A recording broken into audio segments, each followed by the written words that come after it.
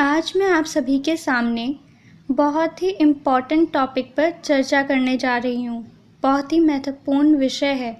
ध्यान से सुनिएगा कि भगवान के सामने रोने से क्या होता है। आप भी अपने इष्ट देव के सामने, अपने साईं बाबा के सामने ज़रूर रोए होंगे।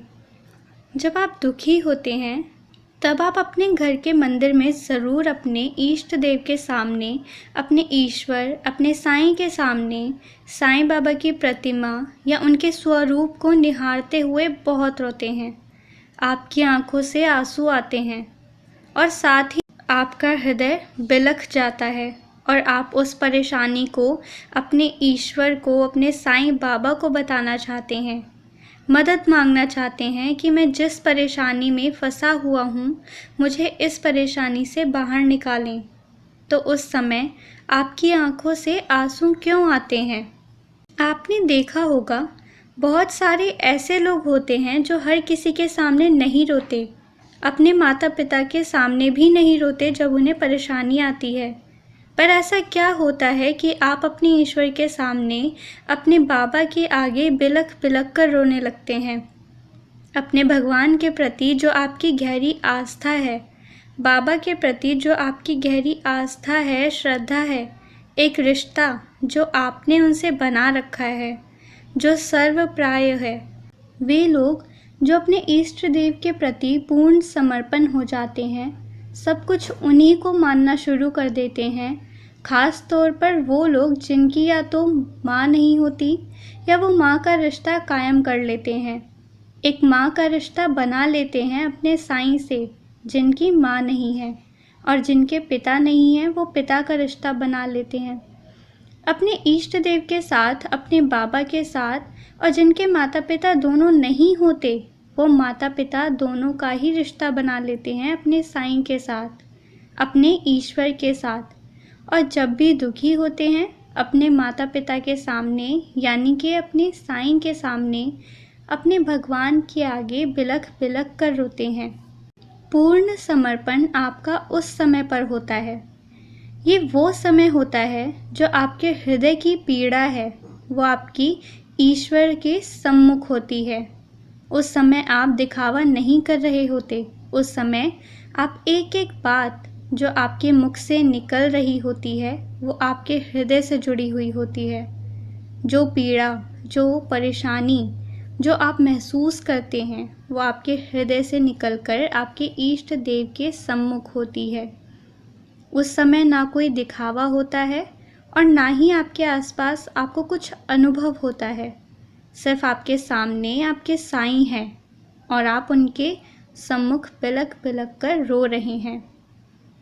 आप अपनी परेशानी उनको बता रहे हैं, चाहे कोई भी परेशानी हो, चाहे वो संतान से संबंधित हो, चाहे वो आर्थिक स्थिति को लेकर हो, या आपके कोई प्रियजन आपको छोड़कर स्वर्ग लोक में चले गए हों।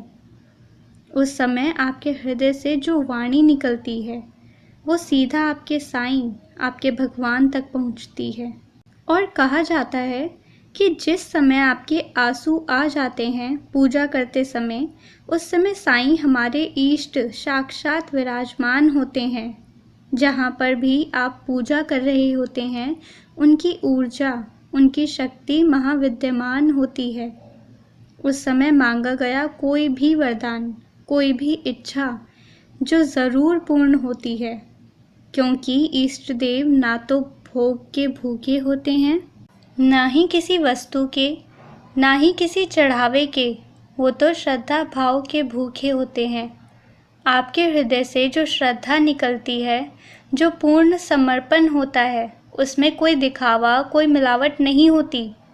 आपकी भक्ति में आप अपने आप को उन्हें समर्पित कर देते हैं। उस समय आपके इष्ट देव आपकी विनती सुनते हैं और ज़रूर सुनते हैं।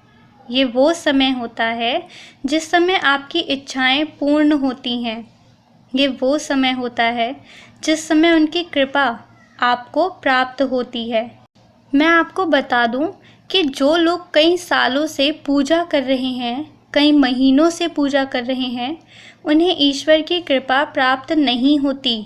उनकी कृपा प्राप्त होती है जिस क्षण में पूर्ण शक्ति, पूर्ण समर्पण, पूर्ण श्रद्धा के साथ आप अपने इष्ट देव के प्रति आप पूरा भाव उत्पन्न करते हैं और बैठते हैं, विनती करते हैं, पूजा करते हैं, प्रार्थना करते हैं।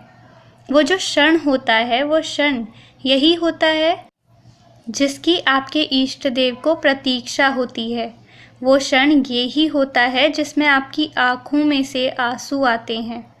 जब आप पूर्ण समर्पण अपने इष्ट देव को कर देते हैं, जब आपको अपने आसपास कोई दिखाई नहीं देता, जब आपको ऐसा लगता है कि ये संसार ही सब मोह माया है, आप ही सत्य हैं, जिस समय आपको कोई भी अपना नहीं लगता, उस समय आपको अपने इष्ट देव, अपने साईं बाबा आपको सिर्फ अपने लगते हैं। चाहे वो भगवान शिव हो, चाहे भगवान विष्णु हो, चाहे भगवान कृष्ण हो या कोई भी भगवान हो, उस समय सबसे ज़्यादा कृपा उनकी बरसती है। इसलिए वो भाव जो कुछ क्षण के लिए आपके अंदर उत्पन्न होता है, अगर यही भाव रोज़ आपके अंदर उत्पन्न होने लगे, आप रोज़ इसी समर्पण के साथ उनके सामने जाएं, पूर्ण समर्पण के साथ उनकी भक्ति करें, पूजा करें, पूरी श्रद्धा के साथ, गहरी आस्था के साथ उनसे जुड़ाव महसूस करें, एक ऐसा रिश्ता उनके साथ बनाएं, एक माता पिता का रिश्ता बनाएं। मात्र तस्वीरें या मूर्ति के रूप में ना उनको देखें। कोशिश करें उनसे बात करने की और महसूस करें कि वो आपसे बात करना चाह रहे हैं, वो आपकी विनती सुन रहे हैं, वो आपकी प्रार्थना को सुन रहे हैं। जो भी आपका दर्द है, परेशानी है, वो सब सुन रहे हैं और उनका निवारण करने के लिए तैयार हैं। वो अपनी ममतामयी गोद में आपको बिठाने के लिए तैयार हैं, अपनी कृपा करने के लिए तैयार हैं। वो आपसे कह रहे हैं कि मेरे बच्चे परेशान मत हो, कि मैं हूँ, मैं बैठा हूँ, मैं हर पल तेरे साथ ही हूँ। तू परेशान ना हो, तू ना रो, तू जुड़ जा मुझसे, तू बस मुझे याद कर और मैं तेरे साथ हूँ। उस समय, जिस समय ये आस्था, ये श्रद्धा, ये समर्पण आपके अंदर उत्पन्न होगा, उस समय आप एक सच्ची शक्ति का अनुभव महसूस करोगे। उस समय आप एक सच्ची शक्ति का अनुभव करोगे। उस समय आप एक सच्ची शक्ति का अनुभव करोगे। उस समय आप अपने इष्ट की कृपा का अनुभव करोगे। एक सकारात्मक ऊर्जा का अनुभव होगा आपको। आपके मन से, आपके हृदय से जो निराशा नामक जो शब्द है, वो आपके हृदय से एकदम हट जाएगा। एक आशा की नई किरण जन्म लेगी, जो आपको उत्साहित करेगी आगे बढ़ने के लिए, जो आपको उत्साहित करेगी एक अच्छा जीवन जीने के लिए। और आप अपने इष्ट देव को, अपने साईं बाबा को कभी नहीं छोड़ोगे। और जब भी आप पूजा करने जाओगे, तो वही श्रद्धा, वही समर्पण आपके अंदर होगा। उस समय आपकी तमाम इच्छाएं पूरी होंगी। उस समय आपको आध्यात्मिक जो अनुभव है वो महसूस होगा।